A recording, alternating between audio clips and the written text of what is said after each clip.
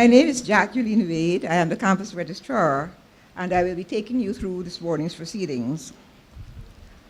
Although I have from time to time been rightly cautioned by my principal that our public events must avoid certain kinds of religiosity, he will forgive me for saying that the word that this occasion brings to the lips of many here today is Alleluia.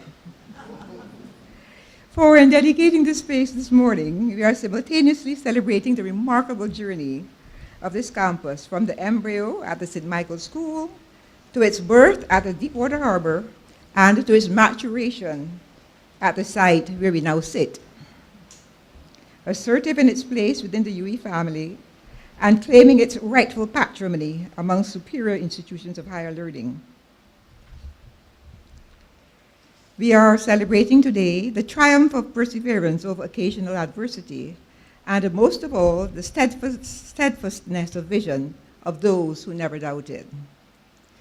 Fittingly, in our 50th year, we have embarked on a project to ensure that those who guided the progress of our campus are memorialized and proclaimed for posterity. We will initiate that project this morning with the naming of this space in which we now sit as the Leslie Robinson Building. We do this to honor a man who was the first to take over the reins as principal in 1963, when the College of Arts and Science of the University of the West Indies opened its doors at the Deepwater Harbor with a roll of 118 students. Professor Robinson was undeterred by the Spartan provisions of the windswept harbor site and saw its infinite promise reflected in the eyes of those assembled there. He used the music of the waves not as a lullaby, but as a call to action, building with enormous energy on the preparatory planning of the Huggins Group at the St. Michael's School. I refer, of course, to the late Professor Huggins.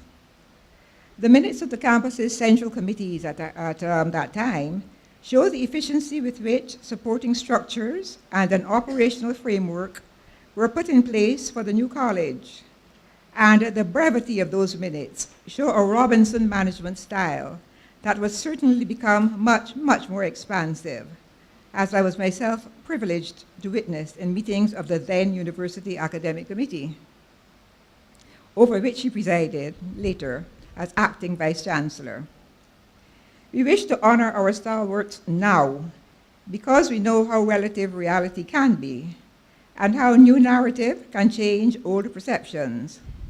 We recall, for instance, that Aristotle, notwithstanding being twice married, believed that women had fewer teeth than men, and apart from this being a topic for much speculation on an idle day, this thesis became gospel for another 500 years. In our presentations this morning, we will hear from those who knew Professor Robinson well, and they knew of his many dimensions. The biographical note in your program describes him as a man of many firsts over his 42 years of service to our regional university.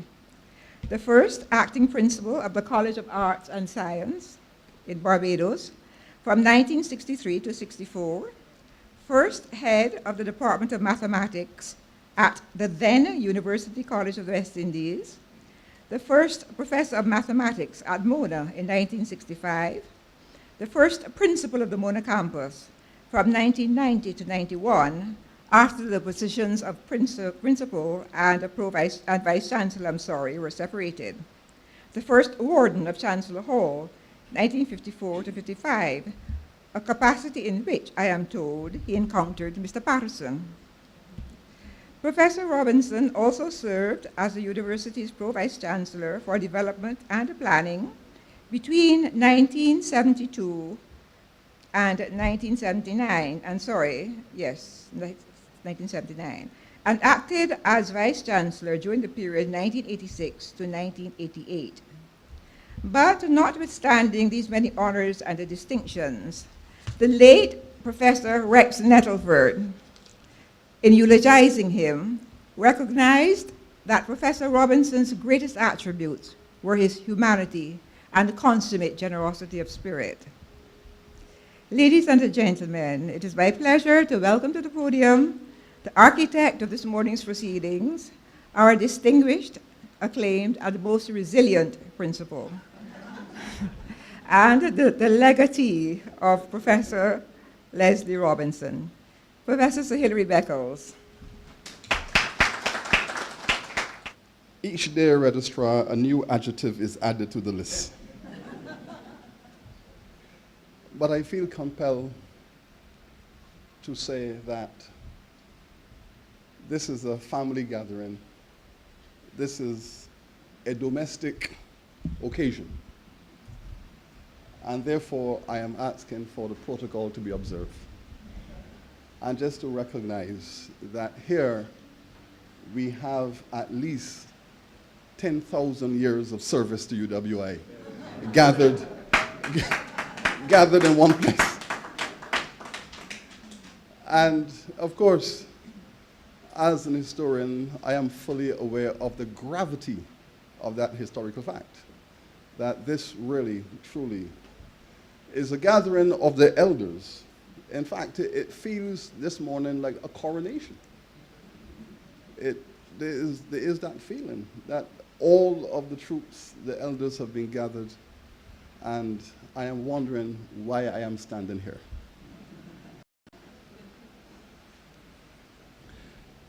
But you know, there was a time in this country when a Jamaican could walk in, turn the place upside down,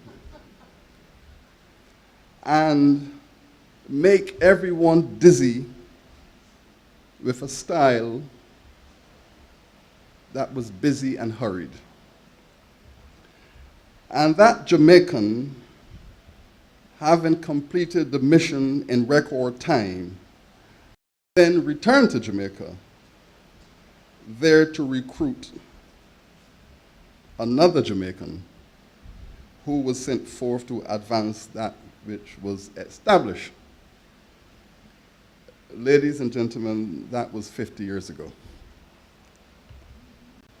And I am sure that you have already deduced that I am not referring to one P.J.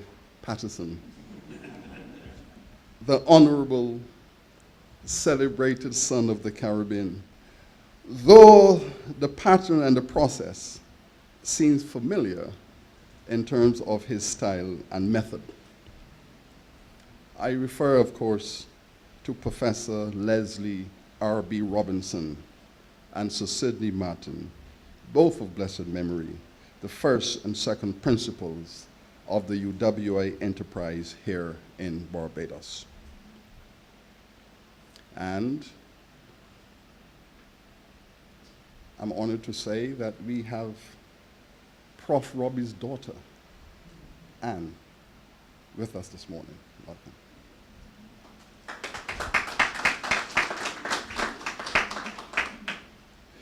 We are doubly honored having with us this morning another great Jamaican and the distinguished Honorable P.J. Patterson.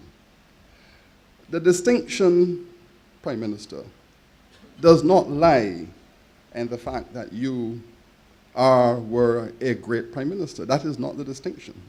We at KFL, sir, are accustomed to having great Prime Ministers and many Prime Ministers with us. At the moment, we have in our alumni the Prime Minister of Trinidad and Tobago, the Prime Minister of Belize, the Prime Minister of Barbados, the Prime Minister of St. Lucia, the Prime Minister of St. Vincent, the Prime Minister of Grenada, and the Prime Minister of St. Kitts, all graduates of our campus. And I can safely say that there is no university campus in the world that can boast 7 sitting prime ministers at the same time. And in addition to these 7 prime ministers, The gentlemen and the ladies who are seeking to remove them to become prime ministers are also graduates of the Cave Hill campus. So we are on both sides of the fence, Prime Minister.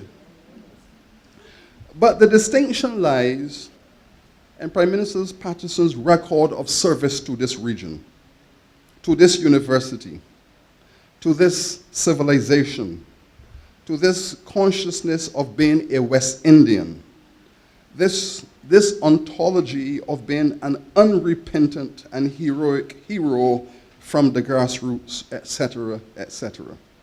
And all of this is here with him this morning to celebrate with us. Prime Minister, we welcome you.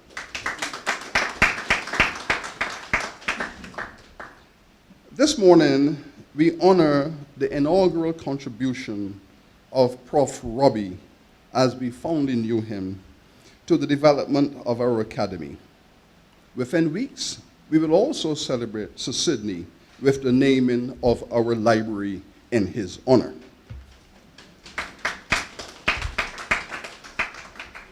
But this morning, we are returning to our roots, the source of grand things we now hold dearly.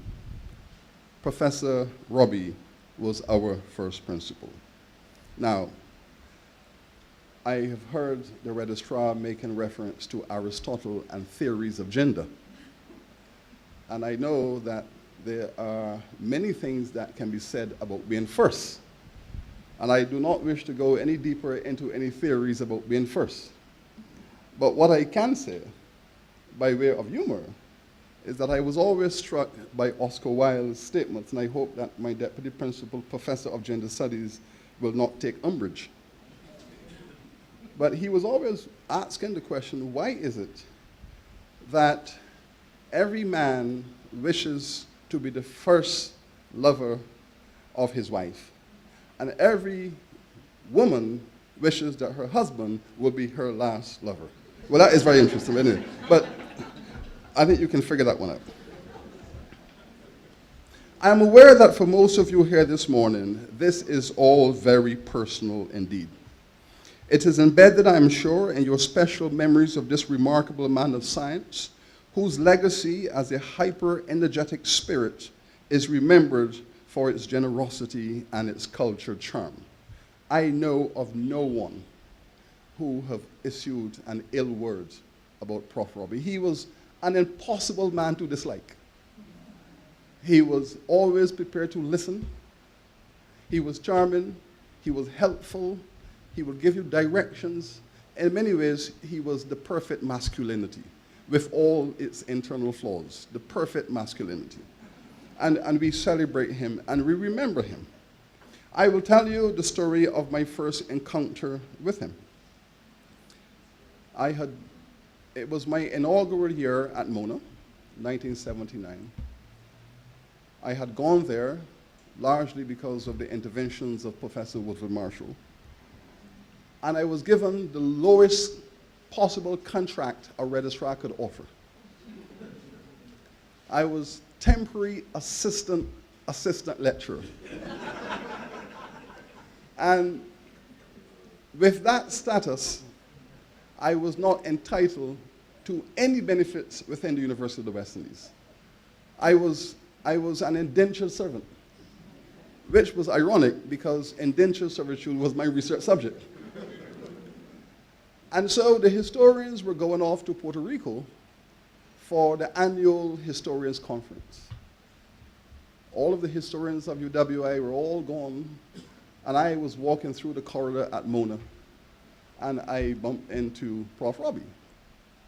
And he said to me, "Young Beckles, why are you not flying with your flock?"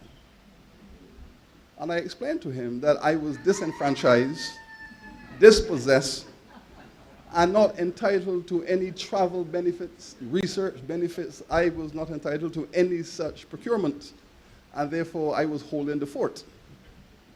And he said, "Nonsense, young man, nonsense, come with me."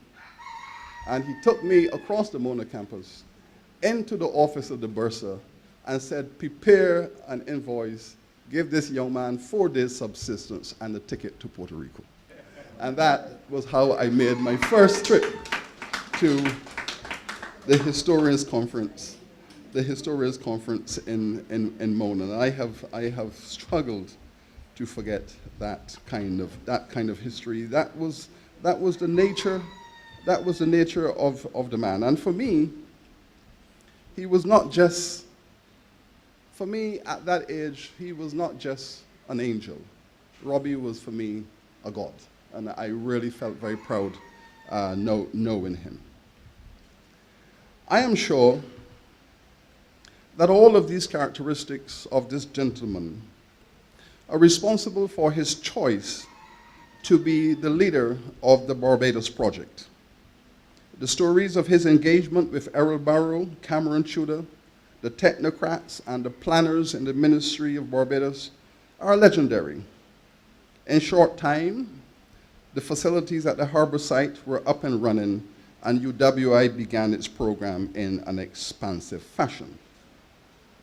This busy little man with a huge mathematical brain had gone to work to bring UWI big time to this island and the sub-region. Knowing of his planning skills and his implementation brilliance, Professor R.B impressed all those with whom he interacted. Within a year, the foundation of the UWI mission was solidly established. And these structures to which I refer are not only the buildings, but also the AHR function, the registerial function, and of course, the bursarial functions. We now celebrate 50 years of this project, the UWI in Barbados at Cape Phil. It has been an enormously successful enterprise. No one today can imagine Barbados without the UWI. Modern Barbados is as much the creation of the UWI as any single factor. The role of this campus in the transformation of this country is arguably more obvious and evident and more compelling than probably the impact of the other campuses on their islands, largely because Cape Phil penetrates deeper into this small space than maybe Mona, St. Augustine, where there are other universities as well. But here, the UWA presence is immediate, it's striking, and it is very deep, which of course, why it is subject to the kinds of conversations that we are having today, and for which my registrar has referred to me as being resilient.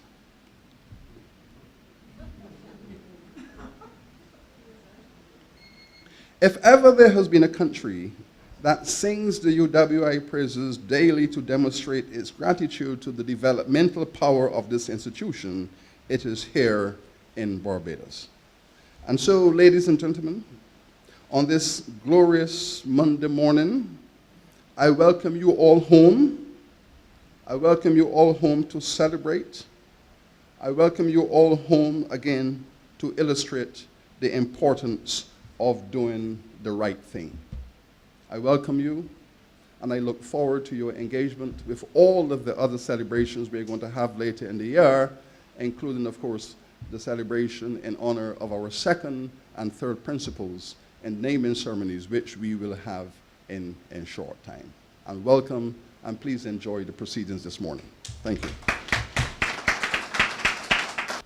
Were Professor Robinson alive today, hearing your testament to him and a call to recommitment to the causes that he served so faithfully and with such distinction, he may well have reflected on the words of Matthew, "This is my son, in whom I am well pleased." The chalice has passed, but nary a drop has spilled. The principal's earlier welcome to you, Dr. Robinson Bridgewater, bears repetition. We are honored to have you here with us today. Dr. Robinson Bridgewater is, as you have heard, the daughter of Professor Leslie Robinson and the late Honorable Joyce Lilith Robinson, the first couple to have both earned the Order of Jamaica in their own right. We would call that a power duo. I have often thought that at the back of every trophy, presented to a university administrator who has achieved prominence should be inscribed the names of his or her immediate family who would have endured through the years the privations of their family members' university travel, impossible work schedules forced by our innumerable meetings, which our models of consensual decision-making necessitate. But still they rise. During her life as a student, Dr. Bridgewater was the recipient of many awards and prizes, including the gold medal, which is awarded at the end of clinical studies. She completed a degree in medicine in 1984 and later specialized in radiology. She also taught as a lecturer in radiology for almost 12 years at the Mona campus. She is currently a radiology consultant and a founding partner of one of the largest independent radiology practices in Jamaica. Is there some small way, ma'am, in which Cave Hill can claim patrimony for some of this? I welcome you to the podium.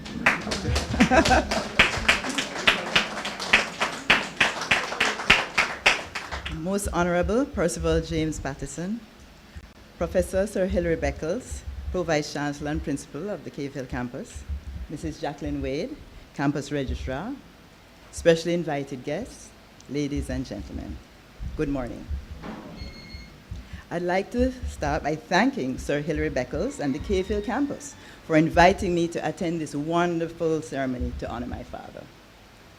Secondly, I'd like to congratulate the Cave Hill community on reaching this important milestone of your 50th anniversary as an institution of higher learning. This has been done successfully, expanding to meet the needs of the Caribbean people despite what must have been sometimes very difficult circumstances. Leslie Robinson would have been elated at your achievements, like a proud father.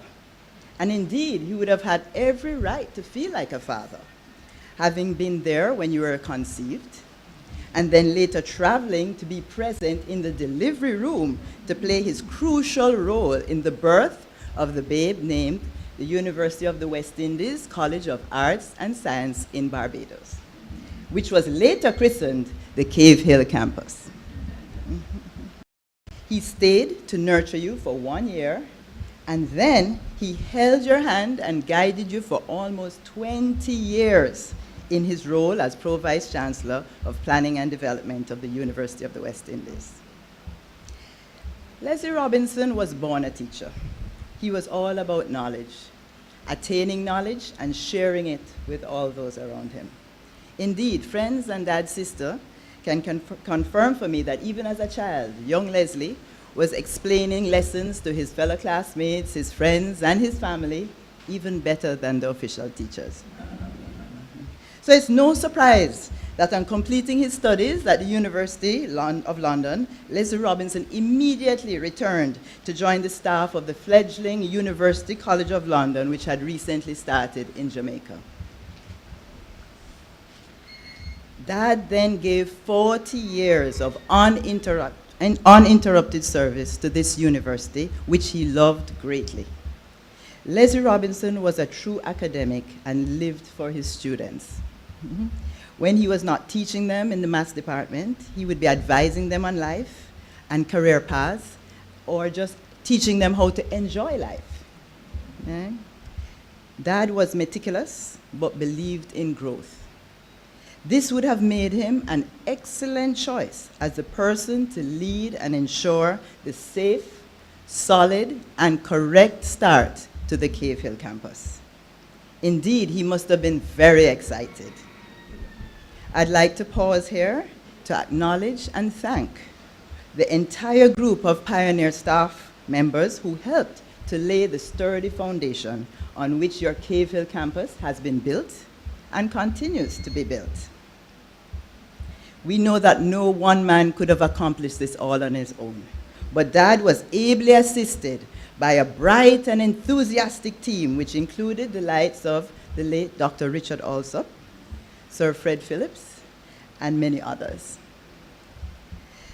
The family has always been proud of Dad's love, commitment, and dedicated service to the University of the West Indies. So you can imagine our great delight and joy on hearing that the university, which he loved so dearly, was now lauding him in one of the greatest ways a university can honor one of its own, by inscribing his name on one of its buildings.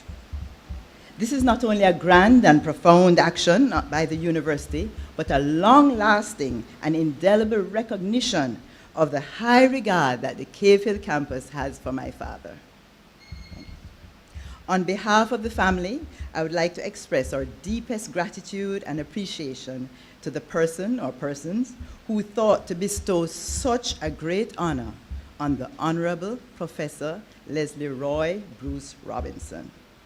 To the university, Cave Hill campus in particular, a hearty thank you for making it the reality it is today. Although Dad is not here, we know that he would have been greatly humbled but ecstatic. Indeed, he would have been the happiest man on earth. And right now, I know he's the happiest spirit in heaven. May Cave Hill continue to be a shining light, and may God bless you all. Thank you. Thank you so much.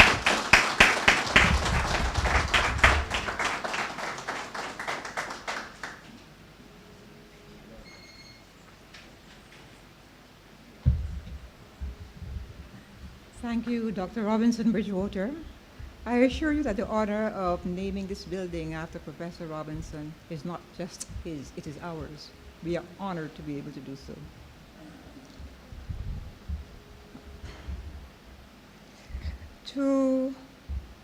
I should say something. When I just heard the cock crowing and I heard the principal referring to Aristotle, I was reminded of an anecdote that I heard some time ago.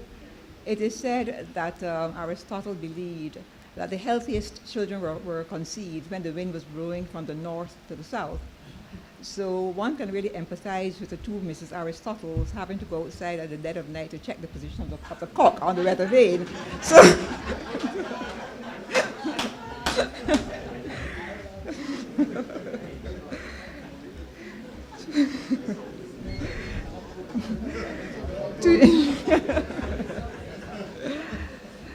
Dr. Robinson Bridgewater, we really do thank you for sharing those personal reminiscences and reflections on your father.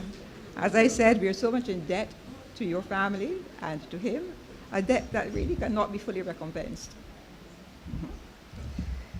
To introduce one of the icons of the regional political landscape and of Caribbean regionalism is in itself an honor.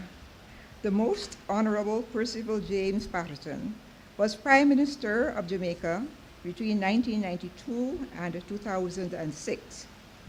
He served as head of government for 14 unbroken years before retiring from active politics in March 2006 as the longest-serving Prime Minister in Jamaica's history.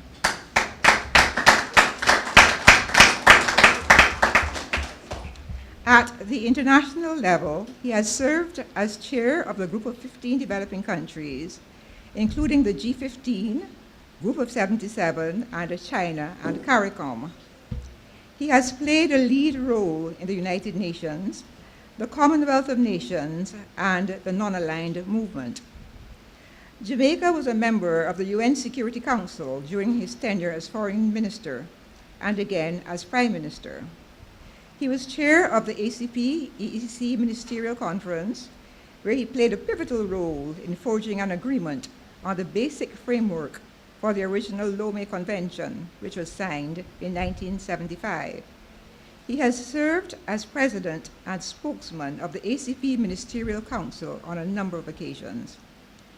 At the regional level, he was instrumental in establishing the mechanisms that resulted in the evolution of the Caribbean Free Trade Area into CARICOM. Utilizing his expertise in law and trade matters, he steered the regional body towards the development of a Caribbean jurisprudence through the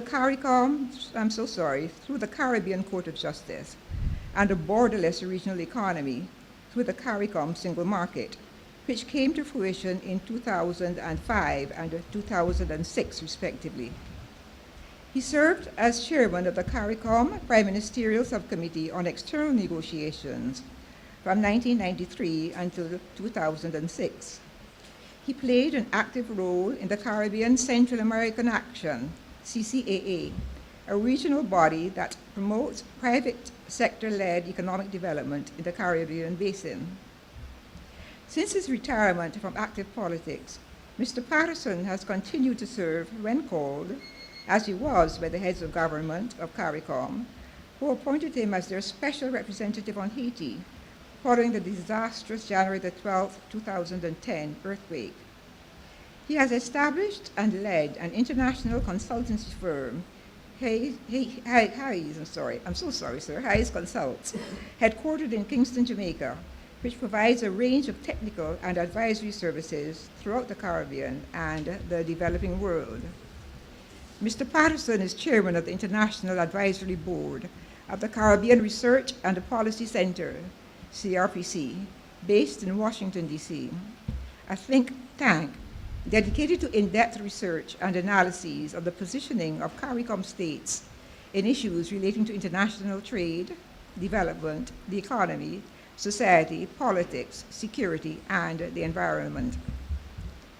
I am told by one of my older siblings who was at the Mona campus when Mr. Patterson cut his political wisdom teeth in student politics, as have many of the region's leaders past and present, that while Mr. Patterson was serving as the head of the Student Guild's external relations, his fellow student, Burchell Whiteman, characterized him thus: a nice guy, but he won't make much of a politician. Well, we can file that in the same place that Hannibal filed the statement that the Alps could not be crossed. Mr. Patterson is passionate about the game of cricket and its role as an agency for regional integration. He was an original member of the Prime Ministerial Subcommittee on Cricket and a member of the Governance Committee on West Indies Cricket, where, along with Sir Alistair McIntyre and Dr. Ian MacDonald, he authored the governance report, which was commissioned by the WICB in 2007. More recently, he was appointed by the West Indies Cricket Board and the Caribbean Premier League, CPL, to chair the Cricket Tournament Committee for that tournament which kept us all out of our beds, whether we were cricket fans or not. We eagerly anticipate his delivery of the Frank Worrell Memorial Lecture tomorrow evening, because we know that in his oratory, he is like Garfield Sobers, as described by C.L.R. James, in command of the rising ball in the drive. Ladies and gentlemen, we are honored by the presence of Mr. Patterson, a friend of the late Professor Robinson. Please join me in welcoming him to the podium.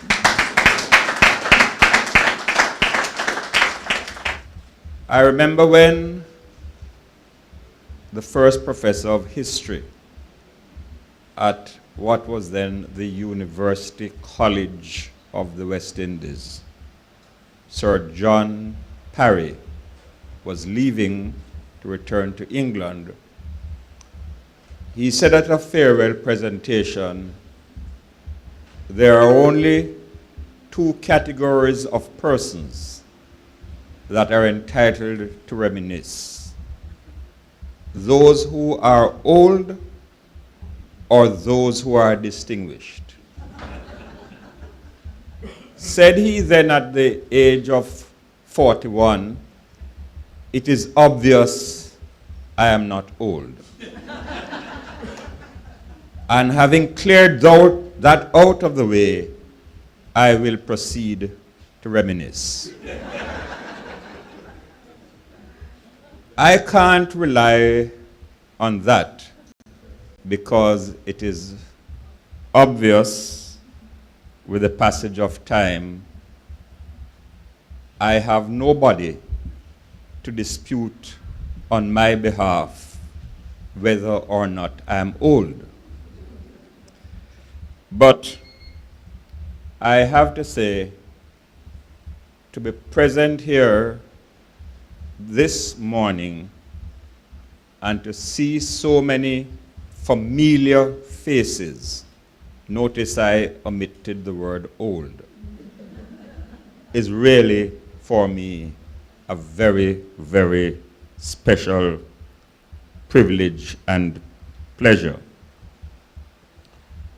The registrar spoke about the injunction which the principal, the pro-vice chancellor, has placed on religiosity.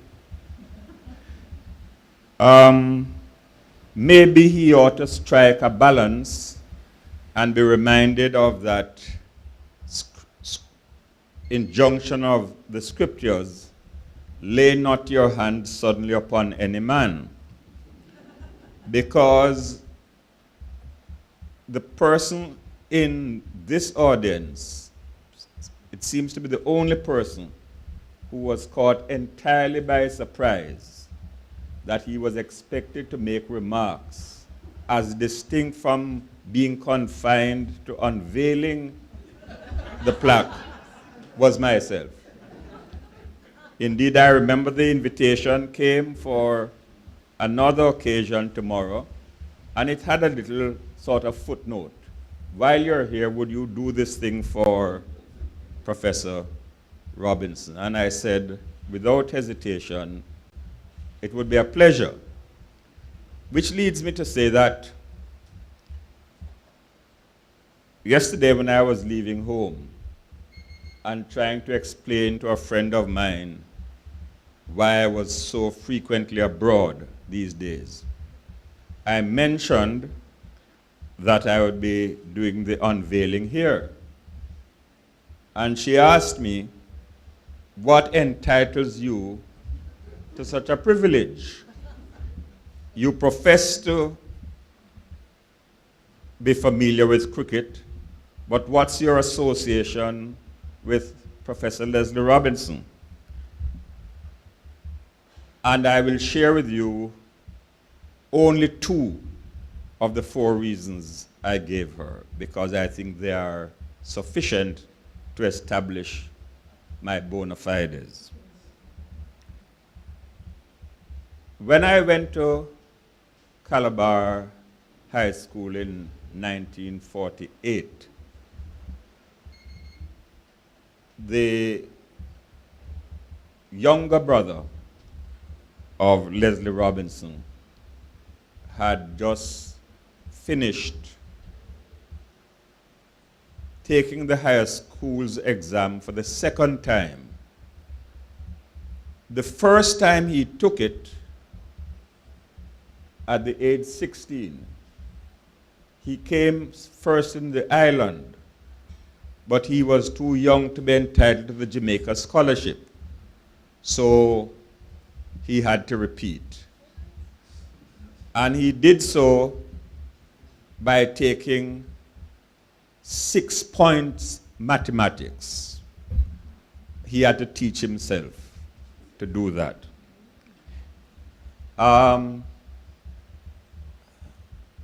I don't want you to draw any wrong inference. He taught me mathematics for the first 2 terms in school. And I say this because I mention him in particular, because even if you didn't know about his illustrious brother, who had passed through Calabar and also been a Jamaica scholar, you certainly would hear it time and time again from Roddy Robinson himself. Apart from being a very distinguished scholar, and of course being head boy, Leslie Robinson participated with distinction in every sport in the school. Athletics in the spring, captained the Sunlight team during the summer, and was part of the first Cup team that won it for Calabar. So that was my first reason, the association of school. My second reason, of course, had to do with the matter which brings us here. He was warden of my hall. When we entered the university in 1954, people like Ian Archer had been forced out of Gibb Hall and brought to Chancellor to give it character, they were told. People like Woodville and myself, of course, had the benefit of entering the best hall, unlike Besley Maycock and Sir Keith Hunt, who followed them, that went into the other hall. As I was remarking last evening to Sir Hilary, who met me at the airport, first of all, at that time, there was only one campus, the Mona campus, none other. So the brightest and the best from the Caribbean who elected or were allowed to pursue higher education, that's the only place they could go. Perhaps I should mention that our present Chancellor, Sir George Alleyne, who had won the Barbados Island Scholarship,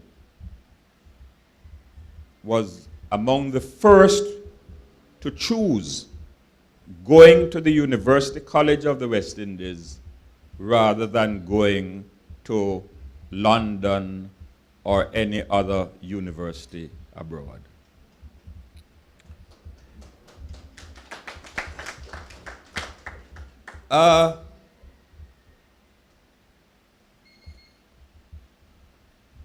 During the time when I was Prime Minister, meeting with the other persons who had also been to UCWI or UWI,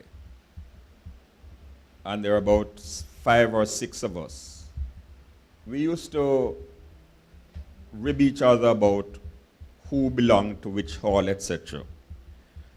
And we didn't realize that some of those who were not fortunate enough to have gone to the University of the West Indies took umbrage, and I think on one occasion referred to us as an incestuous lot. And I said, if that was the badge being ascribed to us, we were proud to wear it. For this reason: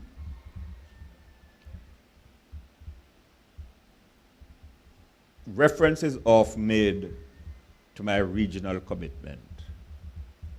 I entered the University College of the West Indies as a Jamaican. I left the University College of the West Indies as an unrepentant regionalist.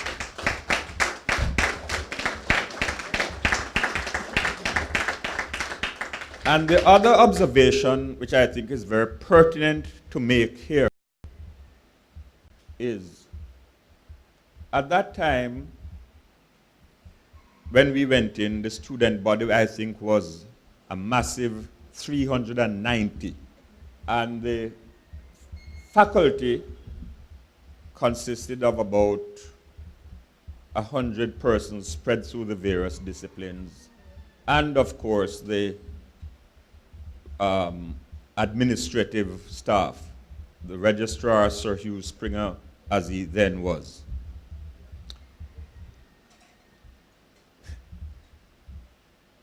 You had to get special permission to live off campus.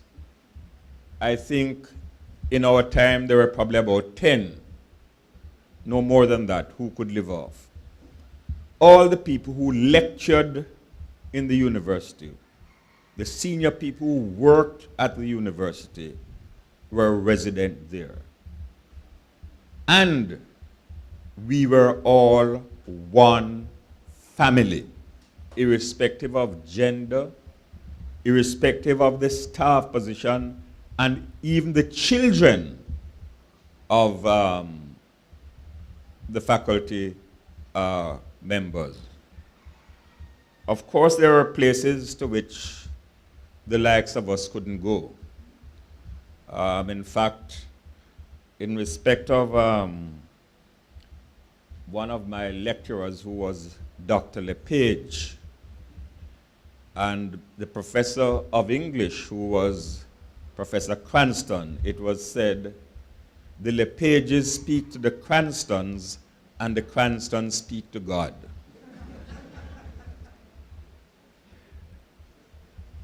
My association with Professor Robinson was obviously not faculty related, because we were then in arts, now called the humanities. He was our warden. And in those days, the wardens were very strict in their observance of the rules. The women, first of all, were in Irving Hall, later Mary Seacole. On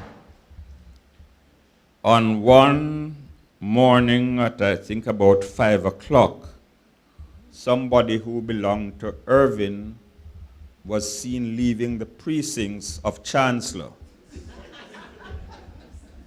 to which the then warden, Leslie Robinson, who was walking early in the morning, said, "I hope what you got what you came for and more."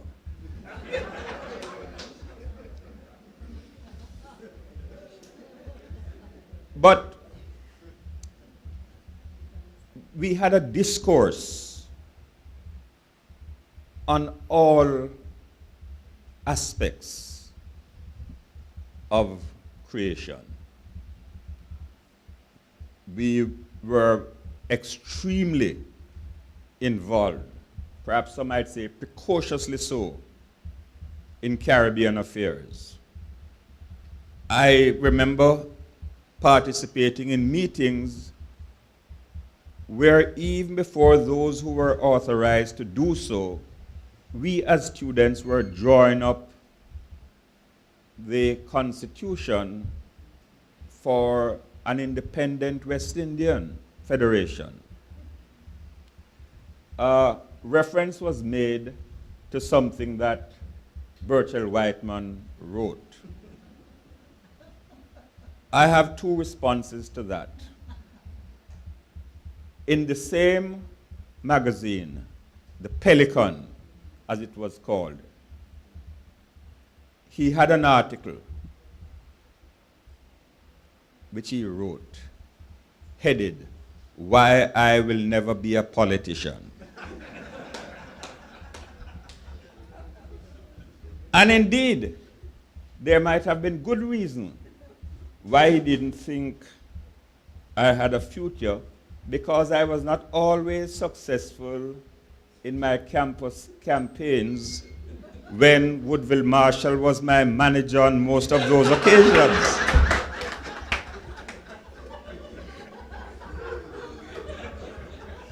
It's not his fault, it's mine.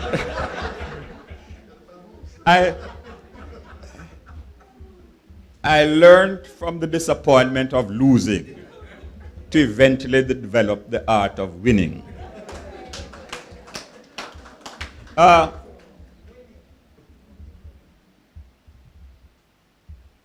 Professor Leslie Robinson is one who has made a tremendous impact on the life of all the students who were privileged to come in contact with him in one capacity or another. As was said by his daughter, he was a teacher from birth, a teacher by nature and disposition, and of course, a great teacher from the wealth of his own learning. When the university decided to expand beyond the Mona campus, it had to select one of its brightest and its best to go out into the other parts of the Caribbean and bring them into the fold. And that is how Leslie Robinson was dispatched to Barbados. He came, he made his contribution, and as been said, even when he returned to the headquarters of the university, he continued to contribute meaningfully to the development of the University of the West Indies. There's just one other remark I would wish to make, coming unprepared as I have been for the occasion. It is this: the university